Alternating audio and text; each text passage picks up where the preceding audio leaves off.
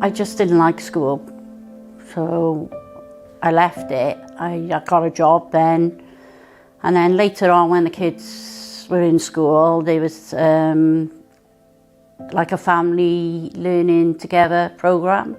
So I thought, oh, I'll have a go at that with my friends, and I quite enjoyed it. I've been a housewife for 25 years looking after my girls, and then they're growing up, going to leave home, do their own thing, and I decided, right, you need to get educated and learn, and for you to be able to do a job that you want to do, now your kids are going off and doing what they're doing.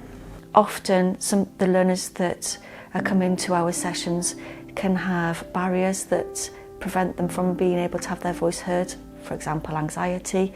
Often they feel that their voice isn't valued and that nobody wants to listen to what they have to say.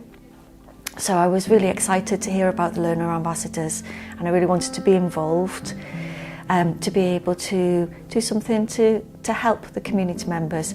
A learner ambassador means to me somebody that can speak to the other students and get how they feel, or speak to adults and find out what adults would like, what courses they would like to be going on, going out to the public, saying, you know, that there's adult learning, where it is, what they offer, how you can go about doing it.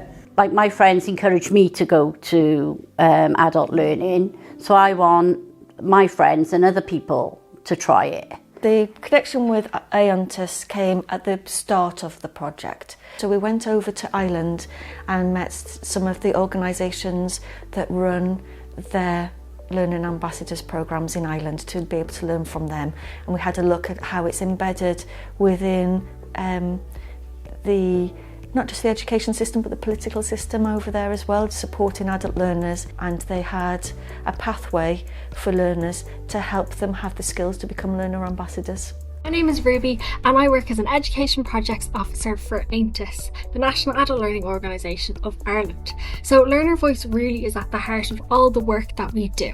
Aontas is the National Coordinator for the new European Agenda for Adult Learning, and the aim of that project is to build an empowering learning ecosystem for staff and adult learners in adult education. So included in this project is delivering and developing Learner Voice training for staff in education and training boards.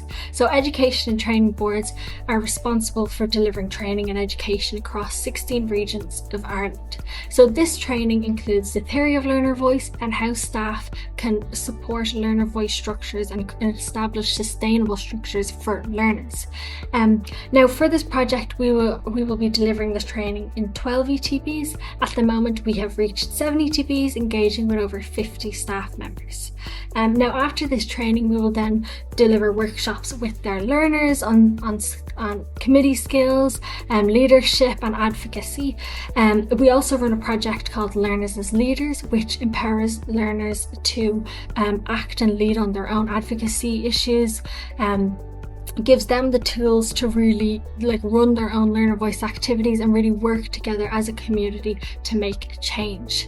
It really helps learners become active in shaping their own educational experience. It gains confidence, and the aim of that project is to really build capacity within learners in the adult education system. Now through the programme, learners develop other skills such as critical thinking, communication and creative problem solving. And this is a very fun part of the project because we get to engage directly with learners, as well as working with staff to how they can best support learners in learner voice activities. Oh, the trip to Ireland was brilliant. It was an eye-opener to their adult education system, how they worked in little centres, getting to meet the teachers and see with the teachers' point of view, the funding and what goes into it. It was just really, really good experience all round. I haven't been abroad for God knows how long. But when I got there, I was okay. We went to see the Mallow Centre. We went in there and we listened to some of the adult learners, how they become an ambassador and how their journey was. And then we went to Disability Centre and the people there were amazing. And they just got on with it. There was a bloke in there that played this game. And it was like he'd say a beginning of a story and an end of a story, and like each one of us had to tell our bit in that story. And they were just going on, and I was like, oh, I can't say anything like this in front of them. But it was just silly things they were saying, and it was like an icebreaker, I think, and it was really nice to see it. Some places have more classrooms where they're learning from, where I feel that Wales could do with a little bit more classroom work, where a lot of it's online. But if I would prefer to be in a classroom with a teacher at the moment, because still my confidence and computer skills aren't the best. So I think them small classrooms are really important until people get to a level where then they can do that. They can go online and learn the course and so on. It was in like a big centre, and it was quite a way to get to. Like with ours, it's local. So ours is in the local communities, theirs wasn't. So they had to travel far, we didn't. So that was another difference. I learned watching their students were a bit more confident and talking out in the class and in front of people about their adult learning journey. So I felt like our students could learn to become a bit more confident and speak out a little bit more. What will be happening as well going forward is that the learner ambassadors will be able to come, if they want, to be able to join us as a group, to be able to feedback about what they've been doing and what they'd like to say. So currently we have surveys, forums with groups, feedback, focus groups, and then again now the learner ambassadors on top as well, which makes it more formal. So now there is a programme that the learners can do to give them to the skills, so they don't feel as worried and as anxious about being able to feed back to a group of people, which is a big ask. Yeah, I'd like to say that I think it was a brilliant experience going as ambassador, and you learn lots of things, and confidence, gaining confidence and learning what the students want, and to make it better for adult learners, to be able to put forward more of a voice for what adult learners need.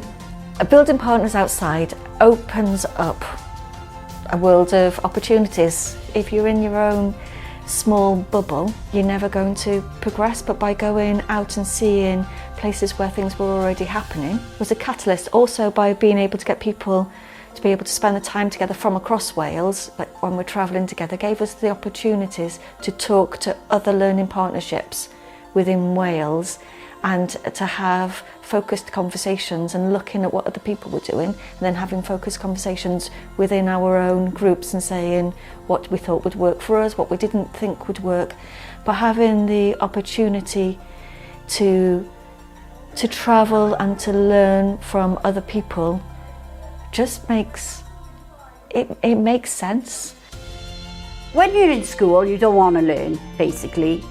And when you're an adult, you feel like you want to learn for your children, or like if you've got younger siblings and you're the adult, you want to learn to help them in school and for yourself.